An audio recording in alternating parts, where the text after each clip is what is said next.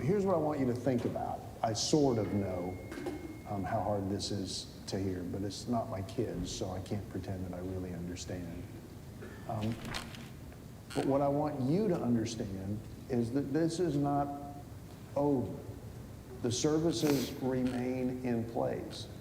It is not at all uncommon when parents get to this point and decide not to give up, decide to keep working, prove the department wrong. The department wants you to prove them wrong. The department wants you to continue to make progress. So I know it's hard. I know it's hard to hear it, but I really